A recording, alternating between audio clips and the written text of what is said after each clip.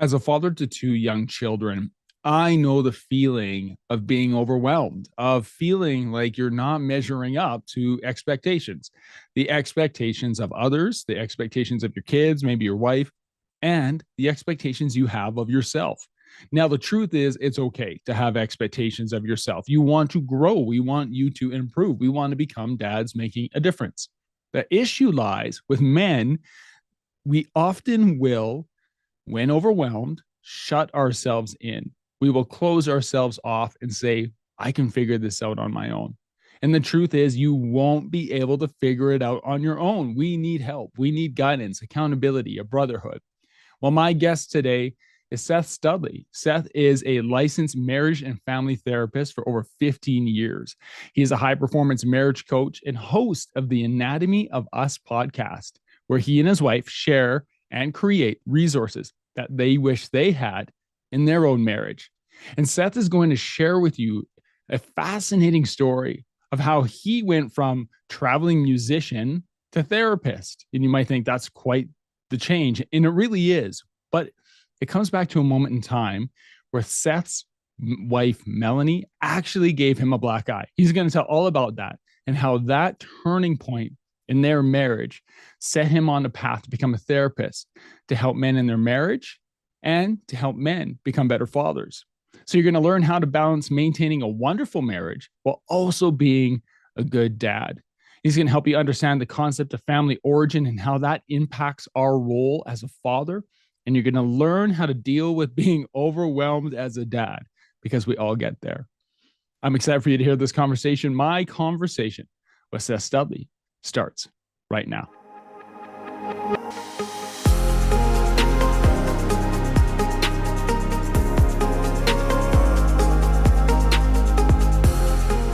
Seth, welcome to the Dads Making a Difference podcast, brother. Excited to have you on today. What's up, Cam? How's it going, man? Man, it is going well. You know, when we were talking just before we hit record here, it's been a day. It's been a couple of days. And I think that's one of the most exciting parts of being a dad and doing this type of thing is life is unpredictable, but it would be boring if it was predictable, wouldn't it? Yeah, that's what I was going to say. If we could predict everything, then that doesn't sound like much fun to me. No. How are you doing today? Good. It is. So I'm out in Seattle, and we've had the best weather the last 2 days, and we're actually going out of town this weekend over to the East Coast, and it's going to be like 85 and sunny here for the next 6 to 7 days. So I'm like, man, we're missing some really great weather. But all is good. I've been spending some time outside. I've recently gotten into archery, so I've just been doing a lot of practice today, and which is really cool. It's kind of relaxing and calming, so it was a lot of fun. That's excellent. You know, I typically will start with a question. Why don't you tell us a little bit about yourself? We know you live in Seattle and you like shooting stuff with arrows, which is cool. Yeah. But Seth, why don't you take a moment and, you know, just let the guys know who are listening who you are and what you're passionate about. Because in the intro, I shared about, you know, your Anatomy of Us that you do with your wife. But yeah, tell us a little bit about yourself and how you got to where you are now. Yeah, absolutely.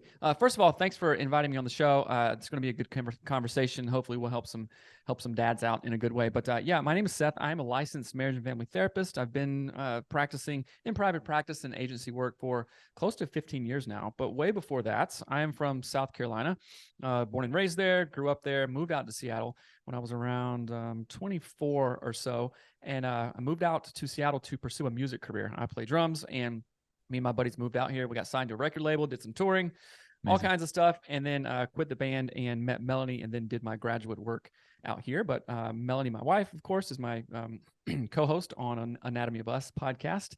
We talk about all things marriage, parenting, life, everything. And we've been married for close to 19 years. It'll be 19 years in August. We got 3 awesome kids out here just outside of Seattle, a little town called Maple Valley. And I do consulting work for some tribes actually out in the Northwest, and mental health consulting work, a little bit of private practice on the side, and then full-time podcasters and high performance marriage coaches. So that's the quick version of who I am and what we do. Amazing. So I'm curious, Seth, what got you to this point? You know, you started off, you were passionate about the music, had the band, you were doing the music thing, but here you are, and you're helping people with marriage. Like, how did this happen? Because if you see one, you don't typically see the other, and you don't see them connect. So how make the connection for us? Well, I have always been in the helping profession some way or another. In high school and in college, I did a lot of work with mental health, and also a lot of work in the special needs community. I'm doing Special Olympics, helping, doing respite work with folks. And Cool. then I've just always helped as I could. It's just not something that I kind of chose. It's just something that came to me. It's like God gave me that capacity, I guess, and I wanted to pursue that further. And I was like, okay, well, I'll be a therapist. That sounds cool. So did 3 years of graduate work out here in Seattle. But yeah, it's not. I don't really know of other touring drummer musicians that switch to becoming a therapist. But that's the path that I took. And then the roles that Melanie and I do now as high performance marriage coaches, as having a marriage podcast, was birthed from some really terrible and very difficult times in our marriage. Short story. We were both Christians, both in church, serving at the church. I was very early on a therapist, and we went through a very rocky time and ended up my wife giving me a black eye, which that's a very wake up call, huge wake up Like call, a punch in the face. like a punch in the face. And I Okay. sported a real actual black eye for about 2 weeks. And, Mike Tyson says, we all have a plan until we get punched in the face. Right. Yeah, that's right. I was like, okay, what is going on? And that started our really deep dive into all the things that were really wrong with ourselves individually, and of course wrong with our marriage. And it was a real wake-up call for both of us. Nobody gets married thinking, well, someday, I'll punch my husband in the face, or my wife will punch me in the face. We don't think these things, right? So through a lot of praying and a lot of counseling, a lot of therapy, we made it through that time. And it took about 1.5 years, 2 years to actually make it through. And after we were on the other side of that, we were actually on a drive up to Seattle going to see a bluegrass concert. It was really terrible traffic. So we said, hey, let's record a conversation of how we made it through. How did we make it through? What were some of the tenets that we practiced? Because we shouldn't be here. We shouldn't still be married, right? So we started that, and we created the podcast that we wish we had when we were going through that stuff. So one of our sayings is, we create the resources that we wish we would have had. I love that. Very practical resources, podcasts. We share how we got through it, what we do, and then other really practical tips for couples to walk through and listen to. I love that. I love that because a very similar mindset when it comes to why I'm doing this and why I bring guys like you on is because there's a saying that you just need to be one chapter ahead of the class, right? Like, I think it was Catch Me If You Can in the movie where he said, I was just one chapter ahead of the class, one day ahead of the class. My journey and your journey, each of us have had different experiences in our life, but we find ourselves maybe just one chapter ahead of the guys who are going through it, something we went through last year or 10 years ago. So I love that. I love that. That's what inspired you to start your podcast, and you and your wife together. You don't see that very often, of a couple doing that together. I'm curious. I hope I can ask this question. Anything. I'm all open. Before the punch in the eye, things okay? I'm curious. Like, why would your wife punch you in the face? Yeah, that's a great question. I should have followed up with that. So we were in church at the time, right? And I grew up Christian. Melanie became a Christian when she was 19. So we were in the church, and getting all these lessons, and like, okay, what does it mean to be a husband, a man, a dad, all these things. Same thing for Melanie. And I felt really convicted, and I was like, okay, I don't want any barriers between me and my wife, so I need to come clean, right? And I had confessed to her about the struggle that a lot of guys have of looking at pornography, right? And it wasn't like an addiction. It was just something that happened like a handful of times, but I still felt convicted inside of like, I need to tell her this, right? But it wasn't, and Melanie will tell you this too, it wasn't just the confession that kind of put her over the edge. It was all the miscommunication, the missed expectations, the way that we talked to one another, what we thought it would be versus how it was. And also, this is a really big factor, she was postpartum about 2 weeks with our second son. Okay, that's what I was curious too, if you had kids at this time. Yeah. We had just had our second son, and she was suffering from some postpartum depression. So there was some mental health stuff in there, but it wasn't just the confession that broke the dam and all this stuff. Yeah. It was the years of just not knowing how to communicate well and all the other stuff that we brought into the marriage.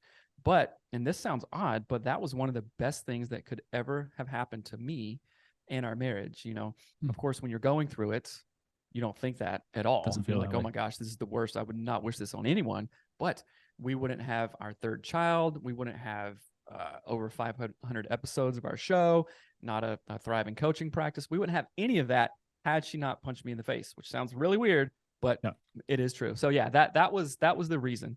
And as we do the work with couples and, get emails and all kinds of correspondence, our story is not too far-fetched. Like, we hear this thing over and over, and it doesn't have to be about confessions or whatnot. It's just about, we're missing the connection with our partner over and over and over, and resentments build up, and trust is broken, and all this stuff. So it's a very common issue. It's a very common problem, but a lot of the stuff out there doesn't address it. At least it wasn't addressing it how we wished it would be addressed. So it's like, okay, necessity is the mother of invention. I'm a therapist. Let's start our own podcast. And here we are 6 years later. Amazing. If you're listening to this right now, I encourage you to go listen to the Anatomy of Us podcast, because there's a lot of marriage information out there for people. People seek it out. There's books, there are other podcasts, but it's kind of dry, man. Like, it's dry. Yeah. It's a little bit boring. It's not, you listen to it and you're like, this doesn't seem real. Like, how this doesn't seem real. It seems scripted. I'm sure there's more going on here than meets the eye. But for the two of you, it's so real, and it's applicable, and it's based on your own experience and the conversations that you have, and of course your expertise. But I really appreciate that. And I just want to let you know, I appreciate how real it is and how applicable it is to the listener, because you give actionable steps every day, every time you do a episode, where you be, oh yeah, I can take that. Or maybe that's something I need to navigate, with my wife. So no, I appreciate that. So if you're listening to this, go check that podcast out. We'll make sure that the link is in the show notes. But for you, your dad. So I want to shift gears a little bit, because you're a dad, you have 3, and now you have all these things on the go. Okay. So being passionate about marriage and building something so significant with your wife, how have you been able to balance that with still being a dad for the 3 kids? Yeah. It sometimes it gets unbalanced, right? But I'm always fairly hyper aware of, like, okay, let's bring this back into balance. And we do have 3 kids. We have a 15-year-old boy, 14-year-old boy, and an 11-year-old daughter, right? So amazing. They're all over the place. They got violin lessons, they got taekwondo, one goes to the skate park and mountain biking. We're just running kids around all the time, right? and one thing that I try to do, well, I have do a lot of things, right? But one thing that's really helpful in my own fatherhood, I guess, journey process, is I try to put myself in my kids' shoes. I try to remember as best as I can, hey, what did it feel like to be 15? What did it feel like to be 13 or 11, right? What is it gonna feel like when our kids are 18 and stuff? So I'm always trying to, I'm not a mind reader, obviously, but if I find it helpful, hey, what might one of my kids be going through right now? What was I thinking as a 15-year-old boy? Not much, just eat and do stuff, right? But I try to really put myself back as a 15-year-old, 14-year-old, 11-year-old. Well, a daughter, that's a different experience. Obviously, I'm a guy, so I can't, resonate with that 100%. But what would I would have wanted? What would I have appreciated when I was, growing up in my teen years? And then I try to give that to my sons according to their personality and their little, idiosyncrasies and stuff like that too. And another thing, and I think this is going to really resonate with dads. If this may be the first time you've heard this concept, great, because it is super helpful. So I have an 11-year-old daughter, right? And I still tuck her in at night, and this still, very huggy and, lovey and stuff like that, which is awesome. Yeah, I love it. And almost every single night, Cam, she says, hey, Dad, can you tell me a juicy story? So like, air quotes, like a juicy story, like, hey, tell me something. And what she always wants to hear is about things that I've done, places I've been, what I did as a kid. And this is really funny because I remember my mom. I used to love to hear my mom tell stories of her childhood, just whatever. It could be, hey, we walked to the store and got bubble gum and, saw a deer on this, I don't know, whatever, right? But I love that. And so the opportunity for me to get to do that for my daughter, sure, oh, maybe they messed around and going to bed late and the kids are crazy and stuff. That happens often, right? And I'm like, no, we don't have time. You should have asked earlier. And I'm not thinking that way because you guys, and I'm like speaking directly to the dads, there will be a time where she stops asking for a juicy story, right? Yeah. There will be a time when, oh, they aren't asking and stuff. And that's just the, normal developmental stages of a kid, right? But I want to really pay attention and honor that time because dad, you don't get that time back, right? And I would much rather err on the side of like, oh, I'm in the present rather than I wish I would have. You know what I'm saying?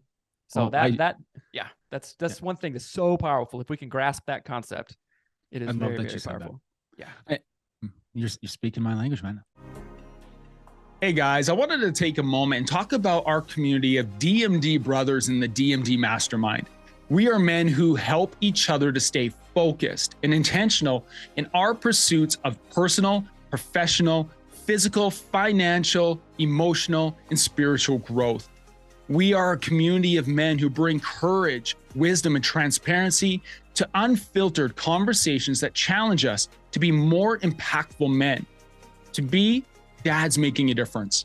We do this through our online and in-person events where men come together to speak into each other's lives and then turn around and do the deep work to create change in their families, in their businesses, and in the community around them.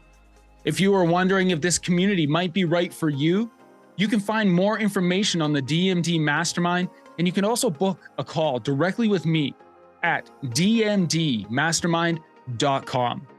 Now, let's get back to our show. My daughter Maya is 11 years old. Nice. And she goes into middle school next year here. So grade 6 is middle school. So she goes to middle school. We just did a middle school tour last week and she's so excited, but we are still at the point where every night it's like the cuddles, the laying, we read, but it's reading like it's reading and then it's more talking in between the pages and then she'll get distracted and she'll want to ask a question. Exactly what you shared. She'll say that, like, what was it like when, grandma did this? Or when you were growing up, what was grandpa like? Or what was your relationship with grandpa like? She asked me that at the dinner table a couple weeks ago. Dad, did you and grandpa like wrestle on the ground and do these types of things? So it's really cool to see she asks those questions, but I'm with you, man. I'm worried that will stop. And I don't think it will stop completely, but I think the context of it will change. It won't be me lying on her bed at 9:30 at night when she should have been asleep for a little bit, just telling stories. But I cherish those and I'm glad that you do too. And it's a challenge to the guys listening to this to do the same. Yeah, for sure. And I know that this is true because my oldest son, used to do that too, right? When he was around that age, like 10, 11, maybe not 12. I think it was, kind of capped off at around 11, but we don't do that anymore. We connect differently, of course, but it looks different. So I'm like, oh, wait a minute. This is a finite thing. Let me really pay attention and be wise about it and steward it well. So yeah, guys, put that on your A list. This is some super practical advice from you too, from both of us. So, well, while we're talking about telling stories to our kids and reflecting on like what our journeys were, as young men growing up, you have a passion for helping people with their marriages, but also passionate about helping guys become really great fathers. And when we got to speak previously to this call, you brought up family of origin and what shapes us comes from our past. And so when you were telling the story about, I like to share with my daughter about what had happened in my life, these juicy stories, but it just reminded me of family of origin. Can you explain this to me so I have a better understanding of how this impacts, my role and the guys listening to this, our roles as fathers? Yeah. So family of origin is a concept that I was introduced to in graduate school, and being trained as a systems thinker, I was trained to like look at the whole picture of problems within the context of mental health within the family and the individual, right? So family of origin can be summed up as it's basically the university of relationships. In our family of origin, we learn how to speak to one another. We learn how to communicate verbally and non-verbally. We understand what mom's role was, what dad's role was, what my role is, right? And of course, these can be good and bad in all contexts, but it's basically, think of it as a family tree, like the family of origin, biological or not, right? Mhm. It is the family, the primary caregivers that you are surrounded with in your really developmental years, basically until you move out of the house, pretty much. And you, as a dad, are going to take those characteristics, good and bad, the things you learned, what to do, what not to do, and you are going to perpetuate that in your family. One of the sayings that I love, which is makes so much sense to me, to those dads out there, we are creating our children's family of origin right now. Okay. Right. So Yeah. when they, dads, your kids are learning how to talk to their future wife or husband, right? They're learning how to communicate, how to, have a fixed mindset or growth mindset, all this stuff. Yeah. It's imprinting our kids in a very real way. So also think about it like a family tree. Our family of origin is how we basically got here. We are just the latest iteration of a long family line that, goes back for forever, basically. And now it's come to you, your turn, and you are imparting that upon your kids, good and bad, right? So Yeah. once we become aware of that, we can go, oh, wait, I want to take some of the really positive, strong, encouraging things that I learned from my dad Mhm. or family of origin and perpetuate those. And I'm going to identify the things that I don't like. I didn't like when my dad was impatient with me or yelled at or treated my mom a certain way. I didn't like that. I'm going to identify it and then take the steps necessary to not perpetuate that in my relationship and also in my current family. Does that make sense? Absolutely. Yeah. I have a question. What encouragement would you give to the men listening to this right now who are thinking about this and who already feel they're listening to this right now because they're seeking some help. They're seeking some direction, maybe a couple pointers or things that they can do in their family to help build a relationship and build a bond with their kids. And they hear about family of origin and they hear about their role in shaping their kids' family of origin. And they take Mm. that with a little bit of overwhelm. Like, oh Yeah. wow, like I don't know what I'm doing. Like, oh man, how am I going to do this? And they start to spiral a little bit. Yeah. Conversations with guys, they just tend to spiral without like stopping and saying they can do it. What Mhm. encouragement or a direction would you have for a dad who's listening right now who feels that way? Yeah. Well, first, congratulations for even having these conversations. And I know it can be overwhelming because a lot of us, not everyone, maybe. Well, I'm just going to venture. It's like, no, with all the guys I've talked to, there have always been things in their family of origin that they did not want to perpetuate, right? Some Right. are more obvious than others, like, oh, I had, drug addicted dads or, alcohol, or my dad was, he left or this or that, right? Clearly, we don't want to perpetuate that, right? Right. But when we get into the more nuanced things, and remember, we go to what we know. So what you saw in your family of origin, if not identified and addressed, it's like the default mode Mm. when you are, in a new family with your wife and your kids and stuff like that. So first, congratulations for even having these conversations. The work has to be done in order to get to the other side, right? The only way out is through, right? So identifying these things, as tough and as difficult as they may be, that is the work. And I would encourage you guys not to get overwhelmed and not to internalize those things. Oh man, how can I do this? It's too big. I can never. No, you can do it. Thousands of men have, right? Yep. But they haven't done it alone, right? So you need to get in contact with guys like yourself, listen to shows like yours, get into different mastermind groups and have conversations and learn from other guys who at least are doing it, who are maybe one day ahead of you or one step ahead of you in that, Yeah. because that's how we learn. So I really would, it's really easy for guys to have a negative self-talk and have a negative tape recorder, because there's a lot of pressure to do right, do the best we can and all that stuff, which is admirable, right? Mm-hmm. But sometimes that becomes just overwhelming and then we start to beat ourselves up, right? So Right. give yourself a little bit of grace and go, okay, I've identified the things that I don't want to perpetuate in my family. Now let me take the steps to get help and not perpetuate those things. And when that negative self-talk comes up, when that negative tape recorder comes up, I call this a little intervention I do with clients. It's called shake some truth on it, right? So pretend this is a salt shaker. If you guys are watching, this is a salt shaker, and put in this salt shaker, I am a good dad. I am changing my family of origin. I spend time with my kids. I am present. All these are truths, right? And when those negative tape recorders come up, negative self-talk comes up, shake some truth on it. Oh man, this is too hard. This is crazy. No, I'm working on it. I've identified these things. I have a plan. I'm accountable to other guys. Shake some truth on it. And that will really, really get you through. So just a word of encouragement. I know this work is hard from doing it myself. I mean, it's a work in progress, honestly, always. There's always new things to learn, but give some grace to yourself and go, oh, I am changing. Change is hard, but if it wasn't hard, then everybody would do it. So this is worth doing. Amazing. Shake some truth on it. I love it. Yeah. I'm going to do that Good. because, even guys will listen to a podcast, and just because you have a podcast, sometimes they think you haven't figured out. It's so far from the truth. Like I've had conversations with you and other guys where I'm like, a little bit of this is selfish because I learned so much through the conversations that I have. And I think you've just challenged me to implement a little stopgap in my own thinking of saying, this is hard. I like hard things. I'm committed to growing through that. But there are times when you just get punched in the face, no pun intended here, but punched in the face with like hard things over and over and over again, where you're just like, okay, come on. Like, I can't get your break here.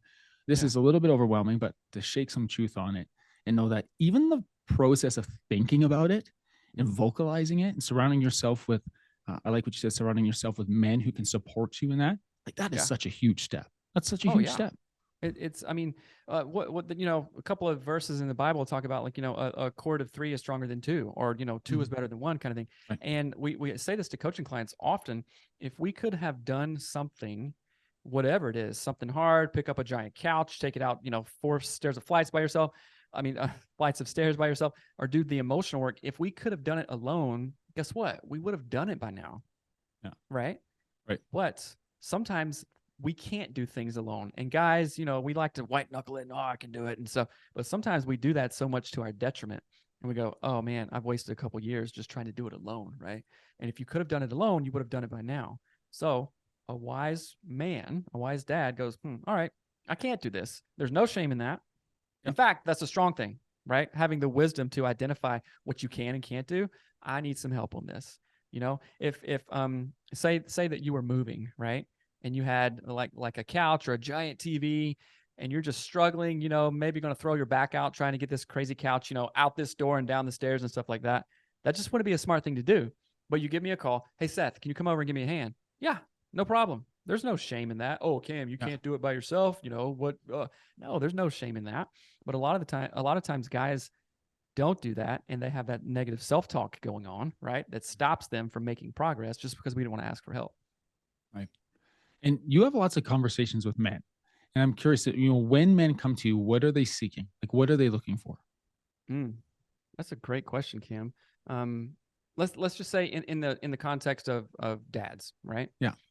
So if we're having a conversation about fatherhood, it often goes back to what kind of dads these men had, right? Mm-hmm. And like I said before, a lot of it goes back to family of origin.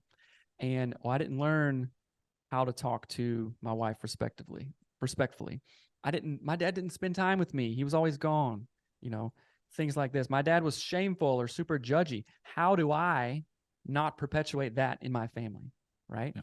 So types of questions in there. A lot of guys, here's another thing with all the clients that I've seen, most people, barring some chronic, very chronic mental health issue, most people, guys especially, we want to do the best we can with what we have for people we love, right?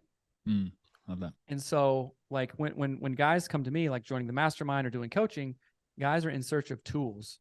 Hey, I want to talk to my wife respectfully. I want to be connected to her. I want so deeply to connect with my kids, but I just don't have the tools right now. Okay, great. We can work with that because the desire and the acknowledgement is there. Now we just need tools and practice and accountability, right?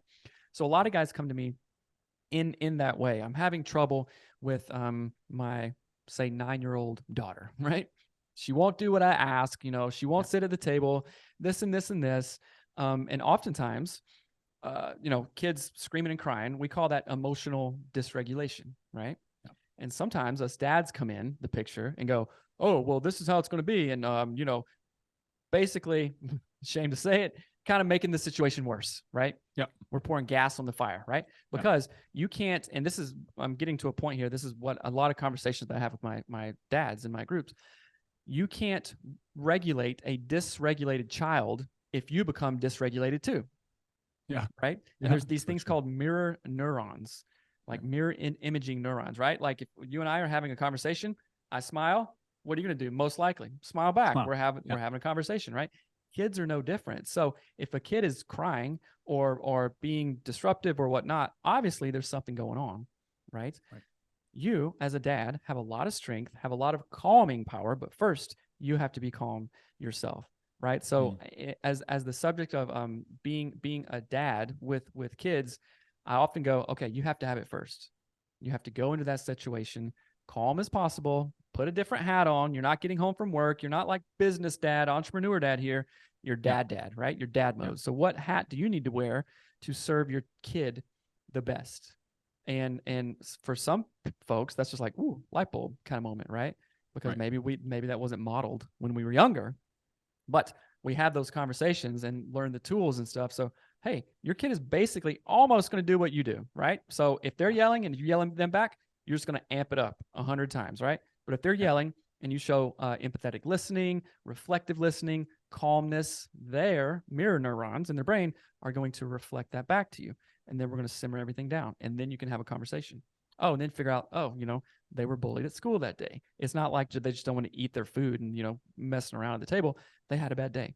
And you can't get to the root of that if you're going in there yelling, just making things worse. So that is one thing. I mean, there's a billion things that we talk to dads about, but that's one thing, at least pertaining to kids, that we have a conversation about regularly. Yeah. It's a powerful realization, right? That you need, that they're going to mirror you. Yeah. You're the adult in that scenario and you come into it, and sometimes it's so hard to be calm. But I just take that breath. I think we've all been there.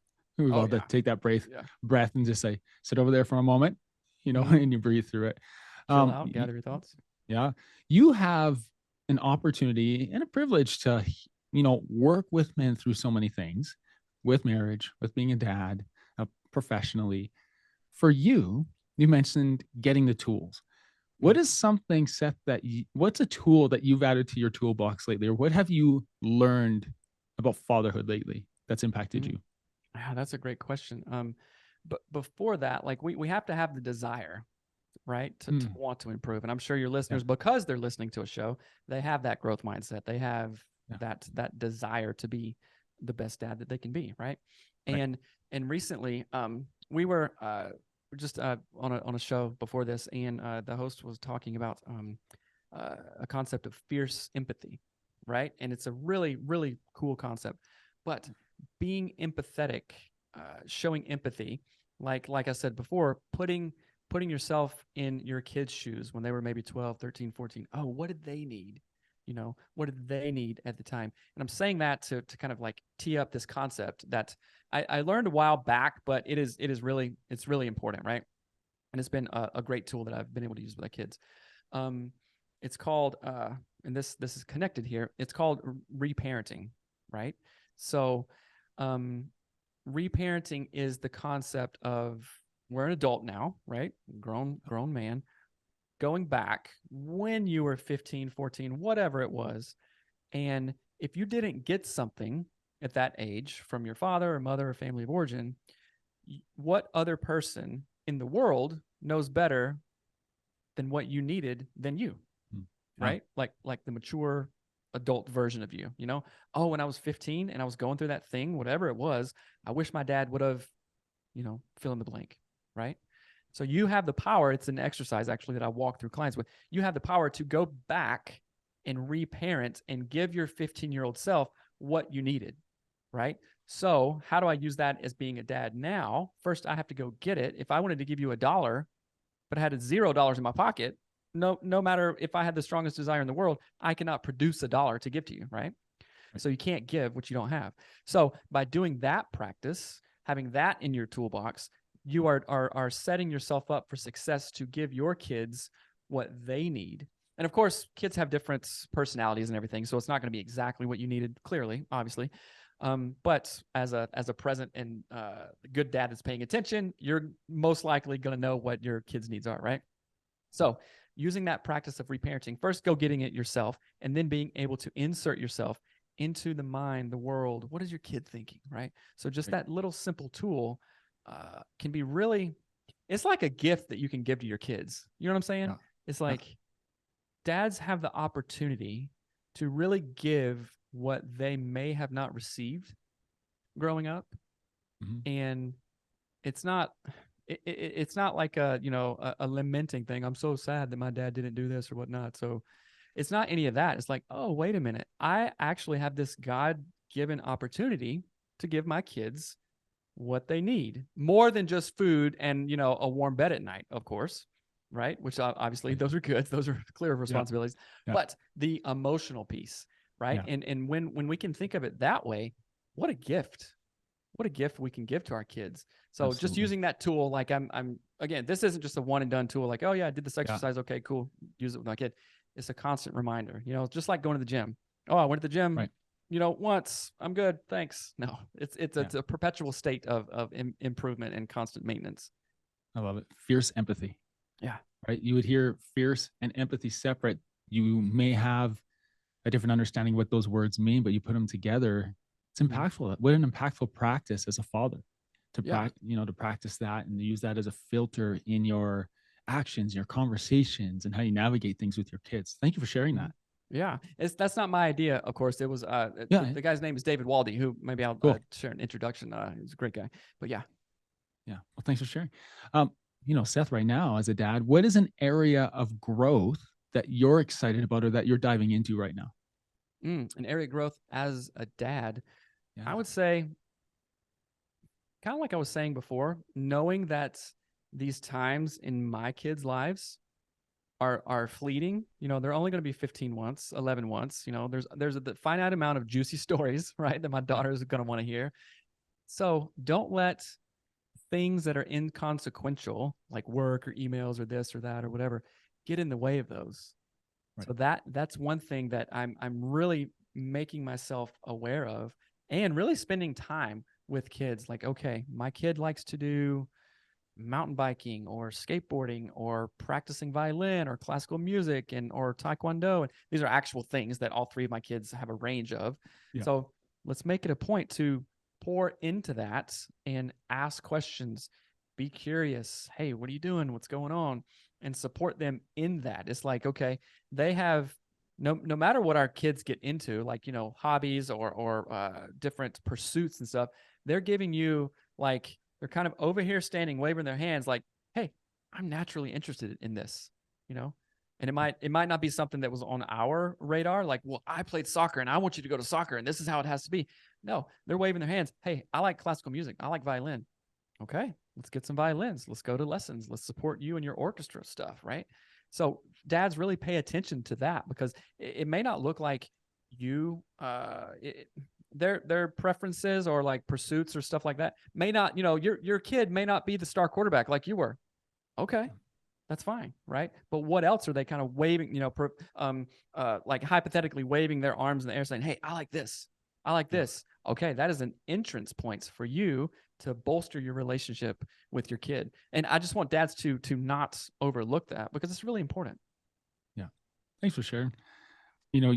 One of the things that I've had to dig into that's a little bit tough for me, because it was never my thing growing up, but my son's into these games like Minecraft and Among Us and these things. I mean, he's 9. Well, almost 9. He's 8, but almost 9. And to me, I've never been interested in that type of thing, but he is so into it. Yeah. And I just remember a couple of weeks ago when I leaned over and looked at him, and he was just kind of milling about the house. I'm like, hey man, do you want to go play Minecraft for a little bit? And he was like blown away and he was like so jacked and excited. And yesterday I was bringing him back from soccer practice in the rain, and he's like, Dad, that was really fun last week when we played that. Can we do that again? Yeah. And to do it, and that reminder of being there means actually just being in tune with what's going on around you. And sometimes it takes work to observe your kids so deeply to know that, okay, I'm going to be vulnerable as a dad. And I'm going to dive into this, even though I may not be good at it. I may not be interested in it, but I'm interested and I love my child. And so I'm going to be there for them. So I love that. Absolutely. I mean, great job on that, right? You are paying attention. Like, oh, okay, I've seen him, play these games. I don't really care about games, but he does. Okay, that can be an in. One of my sons used to like these like little model. Do you remember Voltron back in the day? Like maybe that was here in the States or something. It was a cartoon and it was like robots kind of thing, So there's this new iteration of this. This was a couple of years ago, and they were called Gundams, and I think they were really popular in Japan and stuff like that. And it's like these little tiny plastic like models that like a model car, kind of thing, like when we did when we were kids. And they're very intricate, right? And he used to love those. And I was like, okay, I really don't care about this. But I was like, hey, want to go to the hobby shop and get a thing? And he was like, yes, awesome. And then we would sit at night, and you had to, take the parts out and like file down and like put them together and put decals on them and stuff like that. And I loved that because it was just him and I in his room at his little table, just doing this. I mean, sometimes we wouldn't even say much. He would say, hey, I need, F1 or, B2 parts or something. I would get it, break it off, file it down, and then give it to him, and he would build the thing. It was just so cool. So it's like just paying attention to those little things really, really matter. Yeah. Cool. Seth, you mentioned the podcast, but you have a depth of resources and information out there. If someone listening to this wants to connect with you or find more information about you and what Melanie are doing, where can they do that? Yeah, thank you so much. So you can go to anatomyofus.com, and there we have all of our resources. We have a lot of free PDF resources, also more information on a couple other things that we do, such as high performance marriage coaching. I have a mastermind group, a men's husbands mastermind group, and then also Melanie runs a women's coaching group. And you can also find us on Anatomy of Us Pod on Instagram, and I think Facebook too, but most everything lives on anatomyofus.com. Amazing. Seth, thank you for being here today. Hey, thanks for coming on and taking away time from your wife and your family to spend with us. Yeah, absolutely, Cam. Thank you so much. And yeah, you're doing awesome work. It is needed. I bet you and I and your listeners wish that our dads had podcasts like this. No matter what they were doing, it would have been awesome. So keep up the good work, brother.